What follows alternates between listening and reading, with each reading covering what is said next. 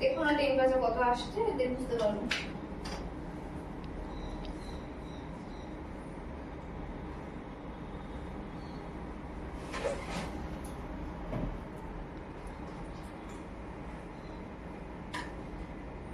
পেশেন্টের ক্ষেত্রে কিন্তু এটা আমরা জিভে দিতে পারি বা বগলে দিতে পারি।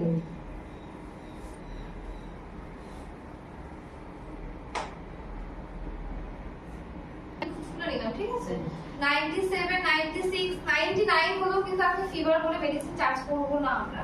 যখন এটা 100 হবে তখন তাকে মেডিসিন দিতে পারি। শুধু কিন্তু এই থার্মোমিটারের ক্ষেত্রে কিন্তু থার্মোমিটার কিন্তু অনেক রকমের হয়।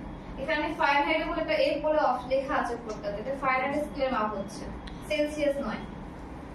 সেলসিয়াস 37 মানে হচ্ছে 97, এখানে 97 না 37 ওখানে সেলসিয়াস থার্মোমিটারে।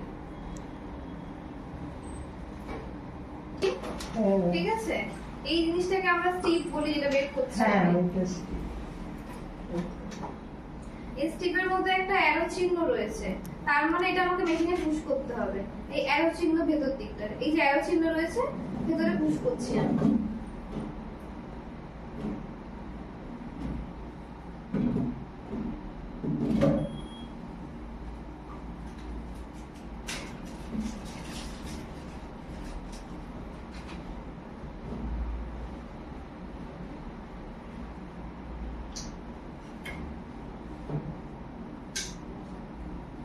সুগার চেক করার আগে কিন্তু এই জায়গাটা ক্লিন করে নিতে হয়।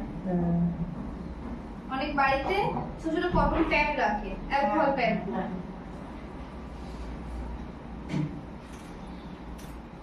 আমরা সবসময়ের জন্য এই আঙুলটা চুজ করে, এমনটা আমাদের ইউজ কম হয়, এতে ব্যথা কম লাগবে যদি আমরা এখানে পিক করি। এই যে আমি পিক করব সাইডে, সাইডে পিক করলে ওনার ফিলিংসটা কম আসবে, ব্যথা কম পাবে উনি। ঠিক আছে,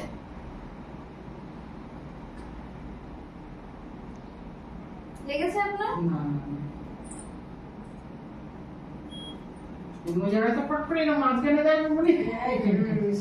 ওনার এই সুগারটা আসবে, মেশিনে দেখাচ্ছে এখন 47 আছে।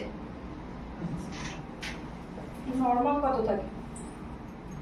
নরমাল থাকে হচ্ছে সুগার 130, মানে সুগার এর বেশি হলে সুগার আছে, এর কম হলে নেই। এটা ফেল না, আমাকে না, শীতে ধরে থাকো ওটাই ধরুন। গঠনটা কম আছে বলে খাইছি। আচ্ছা, সুগারটা কি আছে? 247, আছে মানে তো। সুগার আছে আপনার। সুগার আছে বেশি এখন। আর 70 থেকে 30 এর উপর, 30 এ অ্যাকচুয়ালি 130 এর উপরে যদি যায় সেক্ষেত্রে সুগার আমাদের আছে। সেটা হচ্ছে ফাস্টিং। ফাস্টিং কখন নিই আমরা? ফার্স্ট মর্নিং এ। এটা কি সবাই জানো? হ্যাঁ। আর পিপি কখন নিই আমরা? খাওয়া খাওয়ার দাওয়ার পর। ঘন্টা পরে। ঘন্টা পরে। তখন কত হলে বলবো যে সুগার আছে পেশেন্টের? 130 পিপি থাকলে ভালো। তাহলে নরমাল, Normal। তাহলে সুগার নেই ওর। হ্যাঁ, 110 ফাস্টিং থাকলে নরমাল। এটা সবাই বুঝতে পেরেছেন? উনি কিন্তু ব্যাপারটা যা একদম বলে দিল। আপনারা কি জানেন ব্যাপারটা? সবার কাছে ক্লিয়ার ব্যাপারটা উনি যেটা বলেছে? উনি আপনি আরেকবার বলুন সবাইকে।